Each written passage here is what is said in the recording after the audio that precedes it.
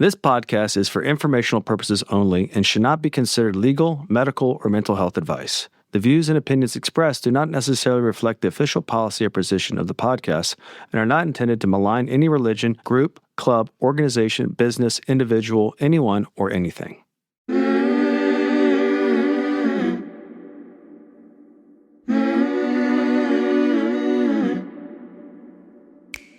I'm Sarah Edmondson. And I'm Anthony Nippy Ames, and this is A Little Bit Culty. We woke up from a cult, and that journey was captured in The Vow on HBO and in my memoir, Scarred. Now, in this podcast, we break down the shame and secrets that make these experiences so destructive with honest conversations on how seemingly benign groups can cross into the cultiverse and how to spot and recover from trouble if it happens to you. Each week, we bring in experts, survivors, and whistleblowers to explore red flags, resilience, and even share a few laughs, because sometimes you gotta laugh. Subscribe to our Patreon for early and ad-free listening, some live Q&A, and exclusive content at patreon.com/alittleBitCulty. Welcome to Season 8 of A Little Bit Culty.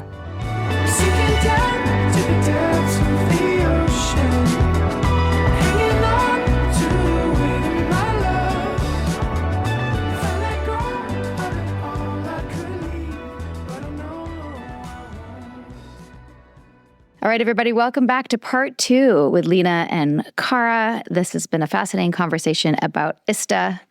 And before we get into how everybody got out, we were going to just encapsulate a couple more red flags and the final things that caused you both to decide to get the fuck out. Who wants to go first?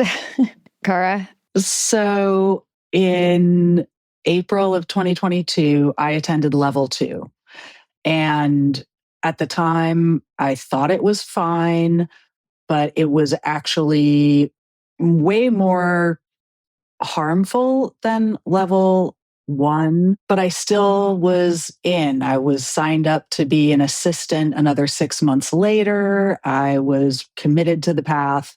But a couple of months later, in Facebook, one of the facilitators, the one who Darvo'd me, put up a post and said, I know there's some people who are upset and they've formed a Facebook group. And then she was very vague. And so, of course, I got curious and I was like, what's this Facebook group? And I was also very naive. And I thought, oh, I'll go find out what these accounts of harm are. And I can be the bridge. I'll bring back the knowledge and we'll make ISTA better. And I went into this Facebook group and very soon found that there were accounts of harm, coercion, sexual assault that went back 10 years, went back 4 years, and that these folks had tried to address those harms with facilitators and with ISTA, and they had all been victim blamed and shamed and excluded from the group, right? Ostracized. And at that point, I shared my story about Darvo because my framework was, well, that didn't happen to me. And it wasn't so much I got mine-ism, which happens a lot. It was, I don't know exactly how to frame it. I didn't disagree that those things happened. I just thought we could fix it still. It sounds like you, in hearing other people share their experience, were able to reflect on yours with a different lens, and you stopped blaming yourself for what happened. Yeah, I thought, well, I wasn't sexually assaulted, but let me tell you about this weird experience I have. And I prefaced it. I feel like I'm gossiping. I feel like I'm sharing secrets I shouldn't share, but I'm going to tell you anyway. And I shared the incident of getting Darvo'd. I didn't know the term Darvo. It was someone who responded and said, hey, what they did to you is Darvo, and that's not okay. And you were right to raise these concerns. And for me, that was the rug pull. Remind people what Darvo is. We know what it is, but just, for anyone listening. Yeah, for the audience, it's when you bring a grievance to someone and they deny it, they attack you. And that in doing that, they reverse the position of victim and offender. So, right, that's basically what it is. Which is also gaslighting. It is a gaslighting technique. And when it was revealed, when I recognized it was all, I fell apart, basically. I had been married to a spiritual narcissist in my 20s into my 30s. I had done a week-long retreat with the Miracle of Love, which is another cult. And I had only kind of been involved with them for maybe 3 or 4 months and got out, didn't fully deconstruct my experience. And so then here I am 10 some years later, finding out I've done it again. I've joined basically an abusive organization. And so it was just completely went into a dark depression, completely dysregulated. And that was, the beginning of getting out. Okay. So it was basically connecting with other people who'd had these experiences to be able to see how it was unhealthy for you. And giving language to it, right? Like there's the way they bring you in with all this language, but then when you start learning the language of manipulation, of priming, grooming, misdirection, I started to have that language, which Darvo was the first piece to realize, oh, there's words for what happened to me. I am not alone in this.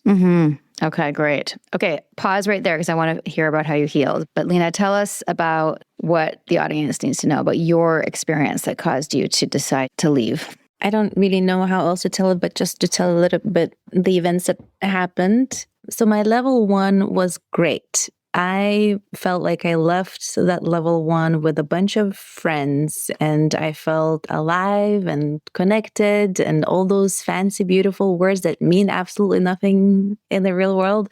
Like I felt all of those things. I was like, this is great. I just want to, do it continuously until the end of my days. Like, this is awesome. Level 1s are great. I can repeat this. And then, of course, there's the level 2 was the next promise. At the level 1, they said, it's very different from level 1. Level 1 is it's horizontal, it's social. But level 2 is another level. It's vertical. It's about death and rebirth.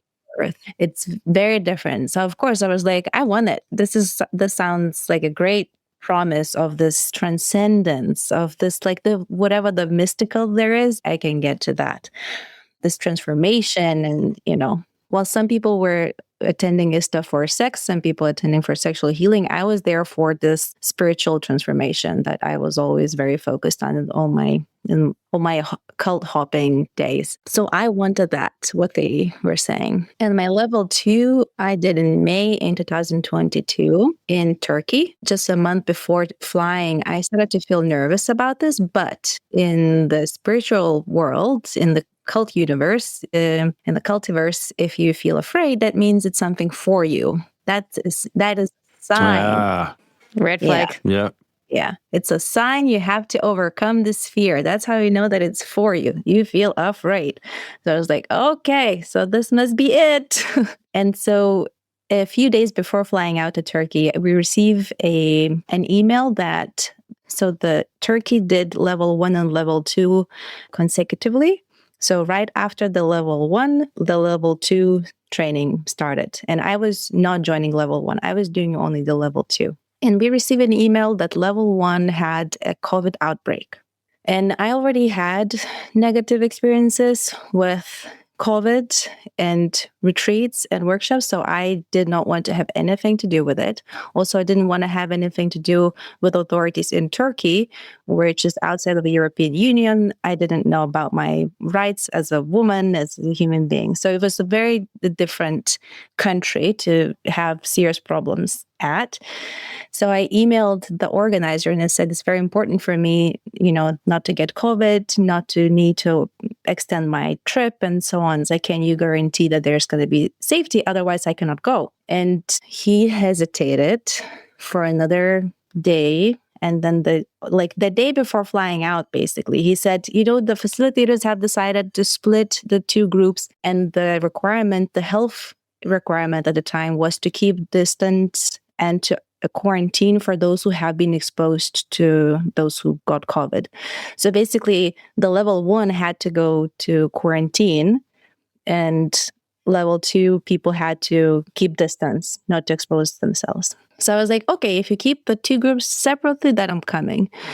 And I'm coming, we already arrived there. It's another, I sleep, it's the trip, it's a lot. It's long, it's expensive. Finally, we arrive. And the very first thing that the facilitators do, they tell us that they merge the two groups because love is more important than fear and separation. Oh my God. So it already started as a lie for me. But because of my previous indoctrination, the psychotherapy cult, the only thing that I knew that I could do is to express my anger in order to get over it. That was my indoctrination from the other cult. So I stood up in front of 60 or 70 people group, hippies, who are all like lovey-dovey, like they're hugging each other. And I'm standing there and I said, I'm angry at you for saying you're merging the two groups. I specifically came here so that I don't have to, expose myself to COVID.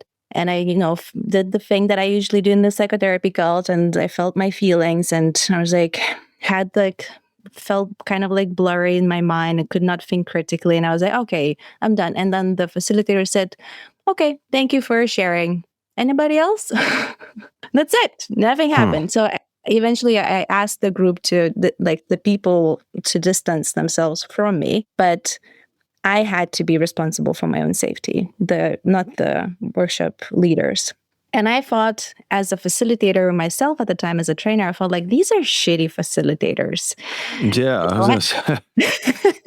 So I judged them. I was like, I got probably those facilitators that were like, they were praised for me as like the best of the best. The Ohat, Pele was praised as like the old wise man who can like transcend and, do this amazing. I was like, he's probably not that good. So, yeah. And then we got different names, so we couldn't use our own identity. We had to I was a flying mosquito. No, a screaming mosquito. I was dangerous flea. Yeah. So people got to pull out they kind of got assigned humiliating names or funny names. That was your new identity for the 7 days. And then on the second night, I was attending a ritual where I was forcefully raped. My experience now was later published in the New York Magazine article in detail. So I don't want to tell about it more because I get re-traumatized again and I don't want to talk about it ever again. And for a year afterwards, I did not realize that I was raped. So I went back home. Things were different. I did not feel connected to community or, I did not feel like I made friends. I got more harassed on the street. I started to feel anxiety in public spaces, so I stopped taking public transport. I started to get stalked in the park. I usually would go for walks in the park. I started to get stalked by different men. So it's just like everything started to feel unsafer for me, and I started to feel anxious while being alone, and I stopped going outside. And then I got into a relationship in another cult with a guy who's also a sex addict who's also has been predatory for other women in this other cult. And then he betrayed me, of course. And then I flipped. That's where the shelf broke for me. I was at the time in Costa Rica in the middle of my own retreat, completely thinking to end my life. I wanted to end my life. It was so intense. I think that I was starting to get psychotic because I couldn't sleep and I couldn't eat and I didn't want to live. So somehow I pulled through. I took vacation. I went to Denver to another cult member, stayed at her place. All my people were from cults. I was surrounded by people from cults. And then eventually I realized that this psychotherapy cult is an actual cult. And then I contact you, Sarah, and it's like, my world is turning upside down. It seems like I don't have any identity anymore. What I used to believe is up is actually down. It's like everything just got flipped and I felt like I'm floating in the air and there's no solid ground for me to stand on. For 3 months or so, I thought, I'm not going to make it. This is too intense. I felt like my heart is going to stop from all this stress.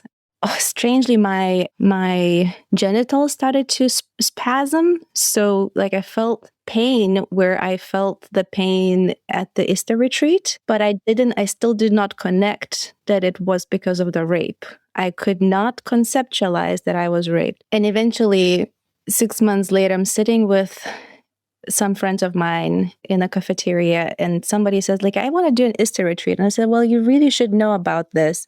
And I told my experience and I said, and then the guy raped me. And I used the word rape. without really conceptualizing what it actually means. I use the word rape without really knowing what it means. That is a crime. I did not get that yet. And he flipped. He was crazy mad. He's like, and those motherfuckers didn't call the police and they did nothing? What? And he got mad. And I felt like the anger that I put somewhere in the back, I felt the anger go through me. And then I got mad. And that's when I started to Google ISTA. And that's when I found the 3SC form. Then I filled out the form and they said, anonymously, I want you to tell to ISTA about my experience because I want ISTA to be better. So I was still believing in ISTA as this organization that could improve. And that's when I started to read on Reddit, and then the articles were just coming out. And I was like, oh, okay, so I'm not the only one. Actually, now that I realized that it was a crime, and after speaking with journalists, the way that journalists would ask questions got me kind of more and more thinking. Because even when I was telling my story to the New York Magazine article in 2024, I was still indoctrinated. I was still trying to be fair to everybody. I was still trying to be neutral, detached. I also gave my story to the documentary in New Zealand, and we did several interviews over a year. And, I kept realizing that I was actually still indoctrinated while I was giving on the first interview and the second interview. So it's like I kept deconstructing. Yeah. And because of this other cult, it wasn't difficult for me to believe that ISTA is also a cult. I just did not connect that ISTA might be a sex and labor trafficking cult. Before we hear from our sponsors, just a quick reminder. Our book, A Little Bit Culty, Navigating Cults, Control, and Coercion, is officially out and available on Amazon. Signed pre-orders have closed, but you can still get your copy today. This book is the culmination of 5 years of conversations, interviews, and research. Everything we've learned about how people get pulled into high control groups and how to avoid, escape, or heal from them. If you've been listening to the podcast and want a deeper go-to resource, this is it. Available now on Amazon in print and as an ebook for Kindle. And yes, the audiobook is coming soon, narrated by us. Just search A Little Bit Culty and grab your copy. Do it. Thanks, everybody.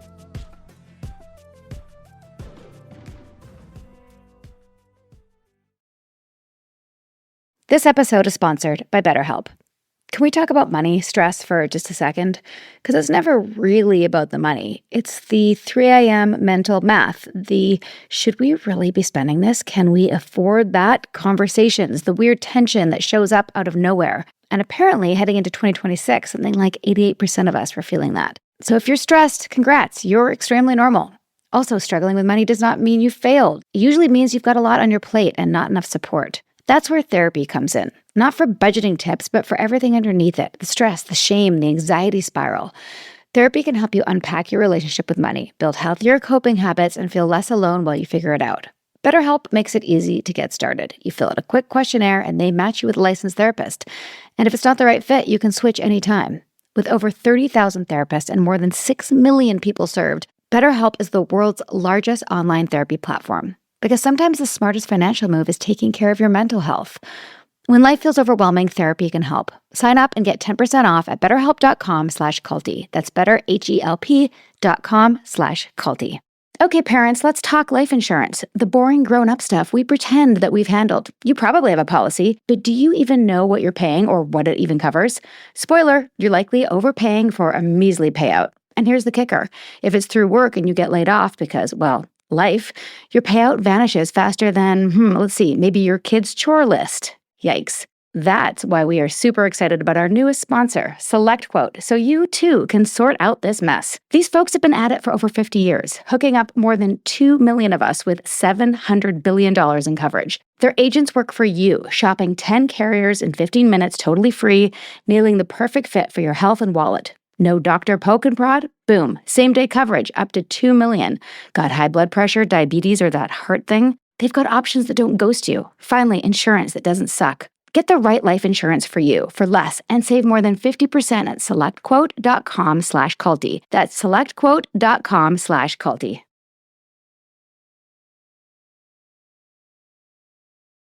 Escape's over. Let's return to our regularly scheduled cult talk. Lena, first of all, I'm so sorry that you went through that. And thank you for sharing what you're able to. And I definitely do not want you to be any more traumatized than you already were. And we'll make sure there's a link to the article in the cut in it, so you don't have to share those details. What she illustrates is, I think, exemplary of a lot of things. People are in these atmospheres, abuse is normalized, and someone objective hits the alarm of outrage in their own mind, right? Their morality, their standards of right, wrong kick in and remind you that, oh my God, yes, that's where mine used to be or where it should be or something like that. And it actually allows you to be objective about what happened, which is why I went in and yelled what I did. Mm-hmm. But I think the appropriate response to abuse is outrage. And it took me a really long time to get there too. So I joined that Facebook group, which eventually became a small activist organization, Safer Sex Positive and Spiritual Communities, or 3SC. And there were folks who had not attended ISTA, but were very ISTA adjacent. And they had been receiving these, horror stories from friends, community, and they basically decided to dedicate some time, again, from the perspective of, we have friends in ISTA, we can fix us ISTA. And my mind as well, I think trying, it's like you don't want all the ground to come out from under you. You're in quicksand. And so there's these different strategies to try to make sense of it. And so I wrote like 21 things ISTA could do better. And this group that was leading it was like, hey, you have a really aligned attitude. Would you like to join our leadership? And that point, we put out a report form and asked people to report their harms, and that we were going to take that information and basically confront ISTA and fix them or help them fix themselves, because I still believed that these were bugs, not features, right? Like we often think, right, we're just going to fix these little things. It's like I'm pulling weeds, but then you realize, oh no, it's the soil that's poisoned, everything that grows out of it. So I didn't get there for a while. And we took those reports, compiled them, obsessively organized, analyzed. And the highest level of reports really fit into the high control group category. There were not as many reports. There was one report that leaned towards rape. Again, people are writing their narratives and sometimes it's hard to parse, but the majority were re-traumatizing, consent boundaries being pushed, being approached by facilitators for sex, having them text or, approach you as a student, which they weren't supposed to do. And we created a letter that was like, here's a bunch of things you could fix. Here's the reports. And here are 3 of the worst offenders. And our recommendation is you take them out of teaching. We recommended they shut down for a year and fix themselves. But of course, they did not. They continued. So 4 of us on the 3SC side basically leveraged the reports to convince us to go into mediation. We found a mediator, they paid for the mediator. And long story short, I showed up at these Zoom meetings with 4 of their leaders, biting my tongue, really trying to assume best intent, build relationships, because when you're in relationship, you're more influential. And we spent over 30 hours over the course of 2023.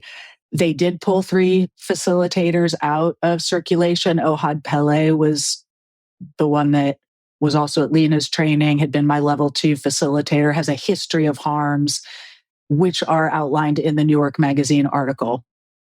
Started talking to journalists. And we even hit a point where we were like, well, ISTA's taken a few steps. Let's celebrate the few steps they took, because it's a marathon, but it takes a few steps to get started. And people had warned us, they're just going to use your work to whitewash themselves. They're not going to change. It's a cult. they're narcissistic, they're predators. And I had, again, like this idealism. What if this is the group that can turn itself around? Like they're headed for a cliff and we're yelling, turn the wheel, don't go off the cliff. We didn't realize they lived off the cliff, right? So I was in this very shut down place because we had positioned it, well, we don't want to be cancel culture. We, got stuck in that idea that speaking out means you're cancel culture, which is what they collapse together. And it wasn't until February of 25 when the New York Magazine article actually came out. And I had known many of the stories. I didn't know all the stories. It's pretty damning investigative reporting that went on. And then ISTA's response to it, they posted, which they've since taken down, basically saying, we're so sorry this happened, but it's not rape and blah, blah, blah. And I reached out to one of the facilitators, Rafa Manacorda, who had been in the mediation team. And I said, hey, I'm really concerned about this response that you've had. This is your chance to demonstrate that you've really changed. And his response was, you don't have consent to talk to me. Oh, wow. And so the weaponizing of consent, right? So basically they will weaponize every tool. And that kind of broke the spell because I had to admit that, I hadn't wasted time because we can say we had tried to change them with goodwill, good intent. But I later found out we were like enemy number 2 in ISTA. Like it was always just bidding time. And on the bright side, I think they demonstrated who they are and you helped expose that even more. Yeah. So that's not a waste of time. Your work isn't a waste of time. It's actually what you've uncovered can be a case study going forward, and they hang themselves. They did. Like we really gave them the opportunity to, and they showed who they were. You're right. Yeah. Yeah. It's almost like an algorithm, like it's gotten to the point, because Sarah and I have done this so many times that like, if I go do this behavior, this will be the response. The irony that they can't take responsibility in that ecosystem. Well, their incentives are off. You are exposing their incentives. And so once you do that and you know the incentives, you know that if I do this, they will either change, they will adapt and go, you know what? That's antithetical to what we're saying. Thanks for pointing it out. And the incentives of what they really are doing will be exposed to you. So either way, you're exposing the incentives. And part of what happened was, they took these facilitators out. They built their own accountability system. They hired these external mediators who are actually in their orbit. They hired consultants to come teach them and train them who are all, again, in their orbit. No one was really objective. And that also whitewashed, their image. And at the time, I still had some hope where I was like, oh, I also will contact these mediators. I had even encouraged other survivors to contact the mediators. And that ended up being re-traumatizing it all. Like they gaslit me. They were so sweet and kind and perpetuated the harm that ISTA did. And I've been contacted now by multiple survivors who had the same experience with that third party part. And so then what we realized is they've hired coaches, accountability pods, trainers for everybody in the cult. And they didn't do anything for the harmed people except offer at one point. Shame on them. Yeah, that you could sign an NDA and maybe get a refund, which well, there happened you go. with Expose them Lena. for who they are. Right, is that what happened with you? They offered you a refund with an NDA? Oh, yes. So on the line of me watching them unravel themselves. So they, in 2024, they came up with this, we have transformed message on Facebook. They had this like live video where it's like, we have learned so much about ourselves thanks to 3SC. They have exposed so many, it was so difficult to see differently and all that. And I was like, okay, let me test that. And I sent a request for a refund plus a compensation for the therapy that I was undergoing up until that point. I have, shared in detail, event by event, what happened. And I received an email saying, thanks so much for letting us know. We're sorry this happened. We're going to pass your request to the team and we'll get back to you. Nobody got back to me for another 7 months.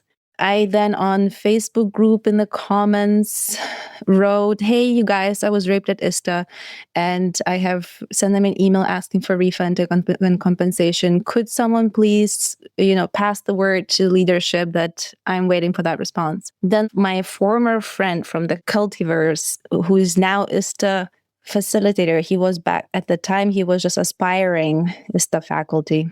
He got back to me. He sent me a message being like, Yura, we're so sorry.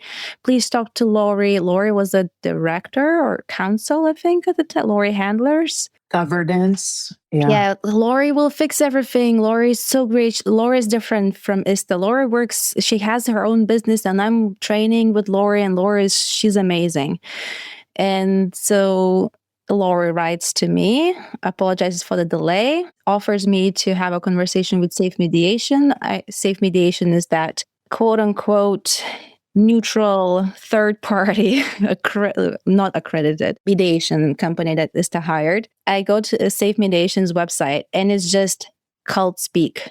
It's just the way the marketing is language. It's portals and healing and journeys and all that language. It's just like red flag, red flag, red. And it's like, no, thank you. And then Lori said, okay, I'm going to send you a document to sign and then you can get your refund. And at that moment, I was speaking with Anya Kamenetz, who is the journalist from the New York Magazine article. And I'm sending the email to forwarding everything to her and be like, check this out. I think I'm about to get an NDA. We need to do that interviewing because I really needed the money for the therapy because the therapy is crazy expensive. And I wasn't working at the time, right? So I'm not making any money. I'm living with my parents. I'm absolutely PTSD'd. Like, I'm desperate. I need that refund. So Lori, she sends me the document to sign. And the document is a very strict liability and non-disparagement, an NDA, basically. That kind of limiting where in court, I wouldn't be allowed to bring it up and speak about it. And I was like, that's outrageous. Of course, I got angry and I did not respond. And I was like, I'm not going to sign this. This is just ridiculous. For like €1,500, that's like you sent me a settlement basically for 1,500. So I did not respond. And that just added to the showcase of ISTA exposing itself as a very hypocritical, trafficking cult. Now for something a little less culty, a quick sponsor message.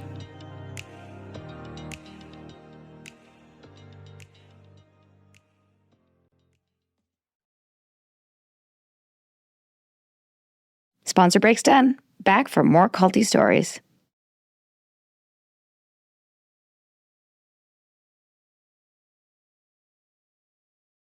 Where is it now? Is it still thriving? Is it still what's the status of ISTA? And you say trafficking. Can you back that up a little bit? Where the trafficking happens? Because I can make my guess, but I want to make sure we don't get sued also. Where's the trafficking? And is there a civil case?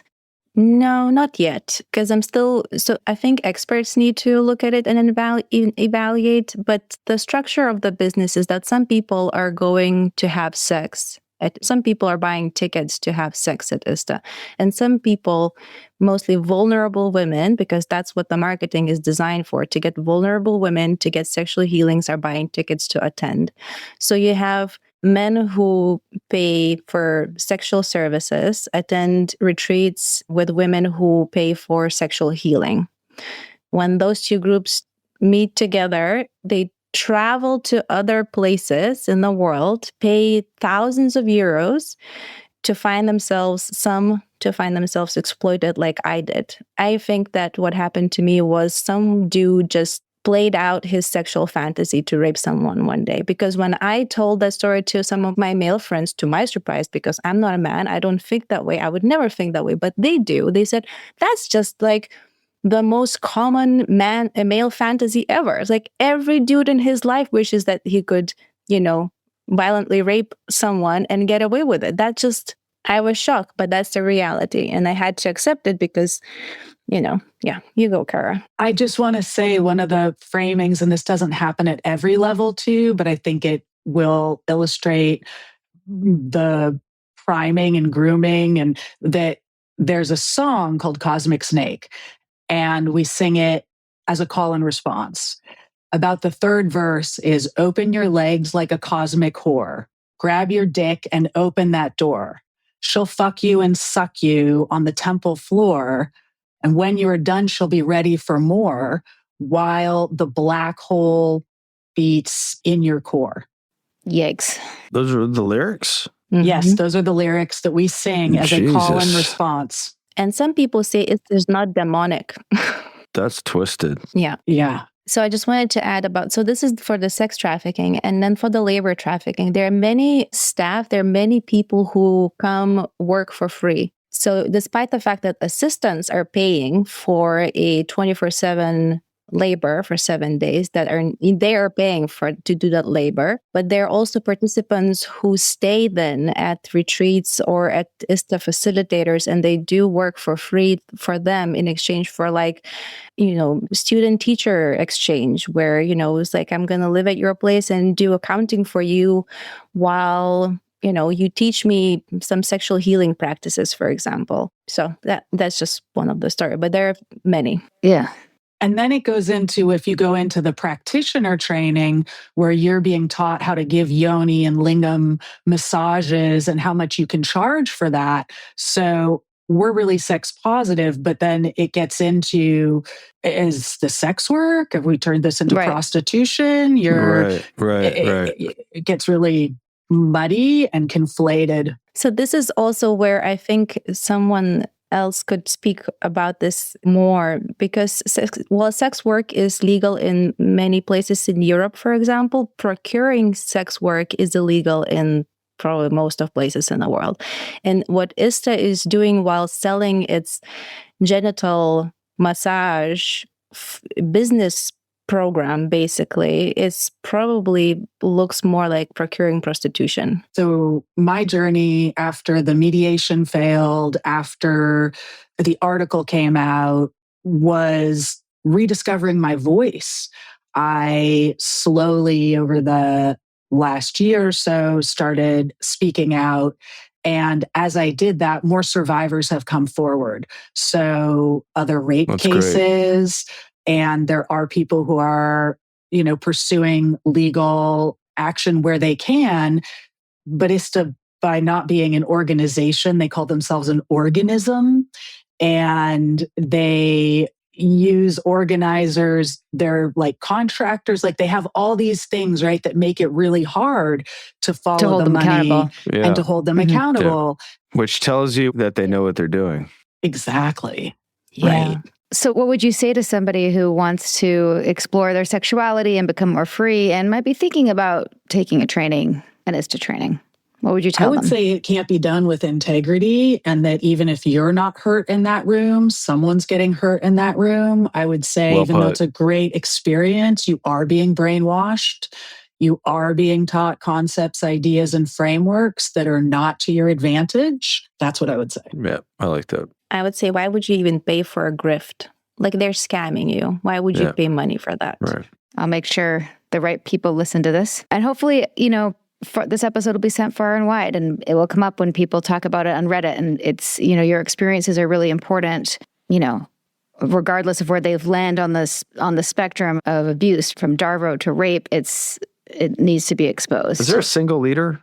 Is there one person that, if it topples, the rest of it topples? No, that there was. So Robert Nichols started it, and then he attracted a group of women who basically built it for him and with him, as you do. Sounds familiar. Right? Yep. And then he got thrown out. And so I think part of what understanding is, if you look up the International School of Temple Arts, ISTA, it's important to understand that they're then connected to another cult in New Zealand called Haydn Temple. And recently there was kind of I called it like the old guru bitch fight in public, where they basically wrote letters to the community. They're really bad and they're the problem. And then they're like, no. So, and they claim they're not all entwined, but you can track facilitators, you can track money. They're super entwined. Then Haydn, in particular, has this idea that the ultimate job is to land temples. And so ISTA people then are buying land around the world and starting their own little pod of this bullshit. And so I would say to people who are doing research into it, watch out for any temple trainings. They're in Greece, Portugal, Costa Rica, and they, unlike Landmark, right, where Landmark would come down on you if you took their content and then you did your own thing, ISTA doesn't seem to care. Like some of these websites are almost a ripoff of ISTA's site with a few word changes. But I think the key word to watch out for is temple trainings. Okay. So I just also want to say that it's a funnel. It's a pipeline. The funnel starts with temples. So in Berlin, for example, I attended temple nights. Those temples are for priming, for grooming people. This is where you get these initial ideas about, nakedness is freedom and, all this stuff. And the pipeline goes to New Zealand, where the most expensive trainings for like 6,000-7,000 a pop cost. And that's 6 weeks. So you go from ISTA, and then if you're really, gung-ho, then you do these few ISTAs, and then you go to Haydn for 6 weeks, and people's brains come out scrambled. And someone died by suicide after those 6 weeks.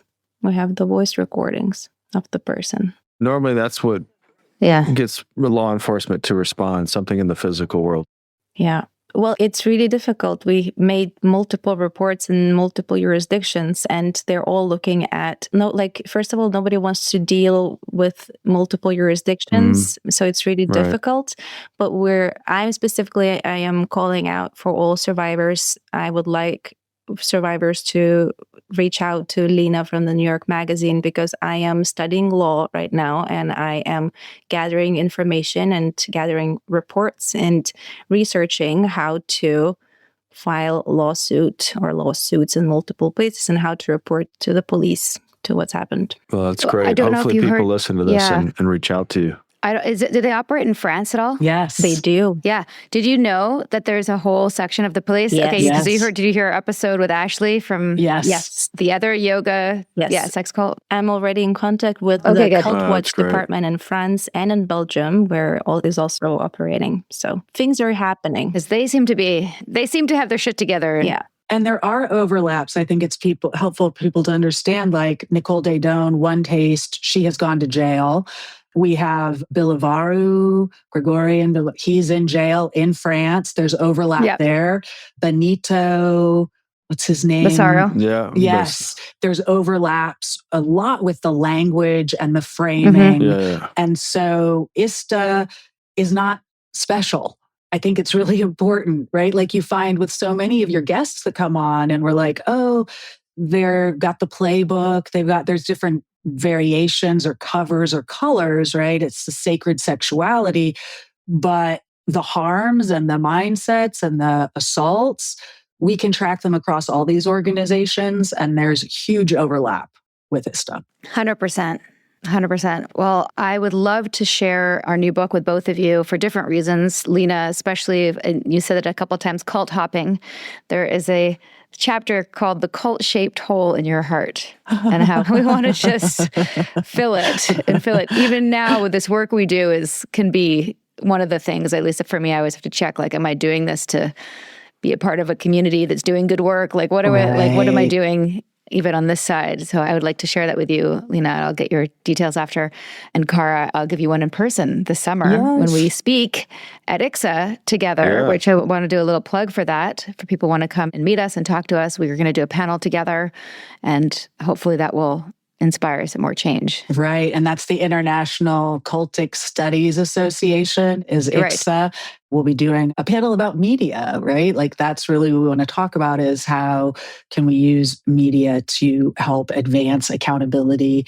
And I think ultimately changes in the laws, right? We have these statute of limitations, right? That make it almost impossible for a survivor to come forward because of the time it takes to realize you were harmed, be dysregulated, and heal enough to have the capacity to speak out. And have language for it.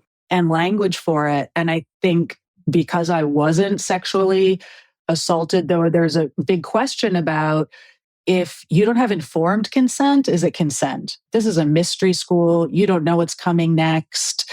So there is a way where I'm like, oh, was I actually in consent to the things I did because I did not have informed consent?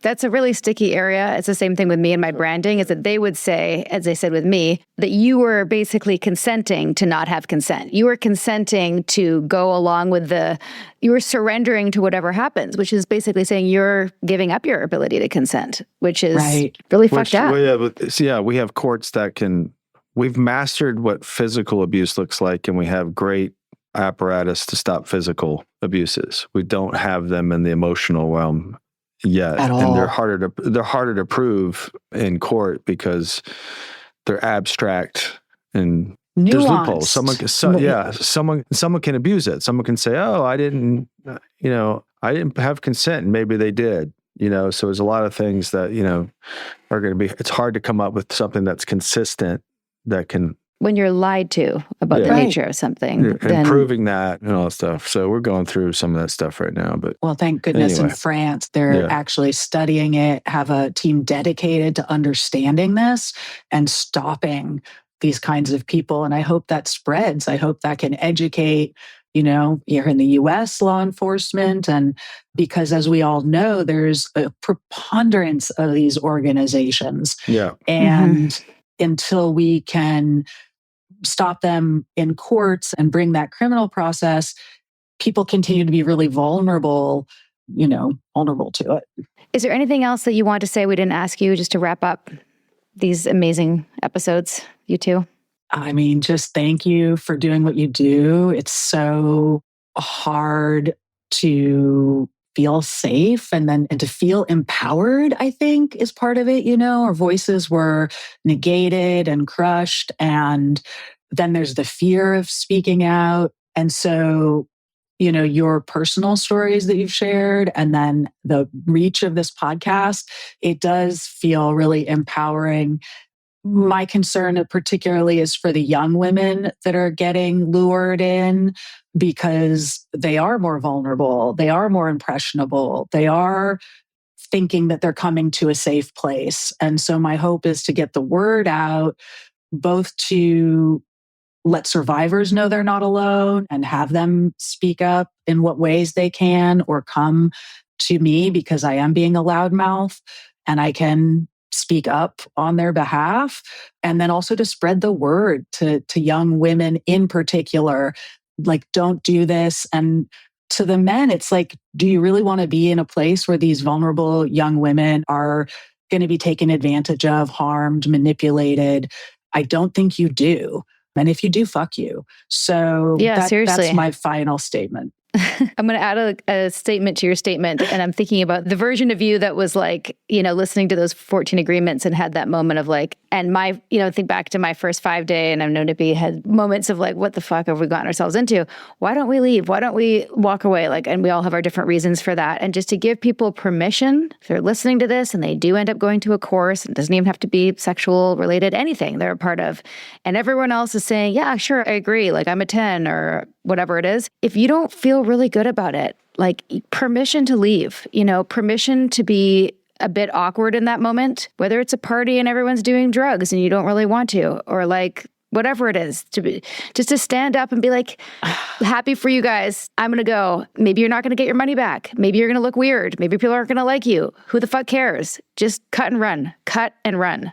Also, that how hard that is, because it's hard. We have social studies science experiments. Right. People will lie if other people are lying. Like, we don't want to stand out. We want to belong. And it's not intellectual. It is like instinctual. It's safety. So it is safety in the group versus, no, this group is not safe. I need to get out. So I am like, yes, notice where you're not consenting. Notice those red flags. Get out if you can. Like, hold on to the idea that I might need to leave this. I think that is a good mindset to go into. Like, I'm prepared to leave, and if I can. And then also not to blame ourselves when we do stay, because it's like so many of this is manipulating our goodness, our basic human nature, human design. Just to like a little caveat on that, I want to share to people listening who have maybe teenagers who are like going to parties. It's hard for a kid to say, I don't want to get in your car because you're drinking. And we're going to encourage our kids, and we always encourage people with teenagers to have some sort of code word where they can get their parents to interject. So the parents are the bad guys, like, oh shit, I have a family emergency, I gotta go.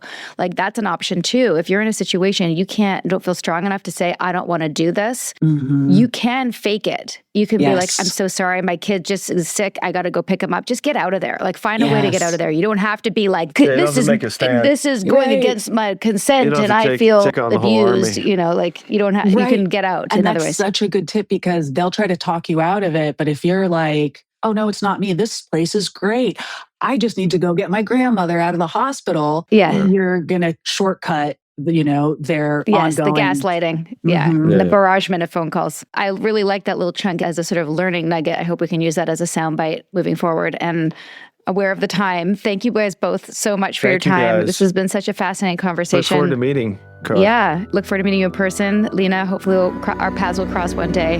Thank you. Thank you.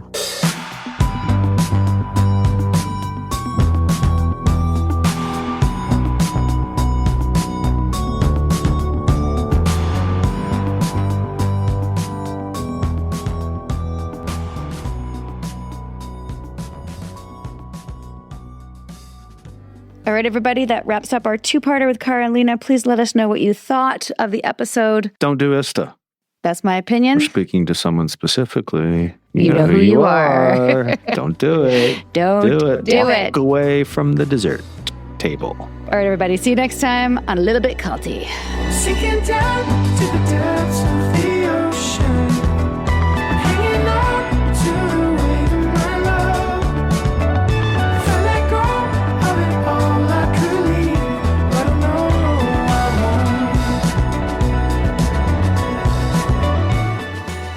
won't. We hope you're enjoying A Little Bit Culty. If so, please do show us some love. Drop a rating or leave a review. Hit subscribe on Apple, Spotify, or wherever you listen. And subscribe to our Patreon at patreon.com/alittleBitCulty. Even better, send this episode to someone who needs it. Maybe they're in a cult. Maybe they're just a little bit susceptible. Or maybe they just love a good story. Spread the word, spread the love. Thanks for listening, and see you next time. A Little Bit Culty is a Trace 120 production. Executive produced by Sarah Edmondson and Anthony Nippy Ames in collaboration with producer Will Rutherford at Citizens of Sound. Our co-creator is Jess Temple Tardy. Our production coordinator is Leslie Dinsmore. Writing by Sandra Namoto and social media marketing by Eric Swarzinski and Brooke Keene. Our theme song, Cultivated, is by the artists John Bryant and Nigel Aslan.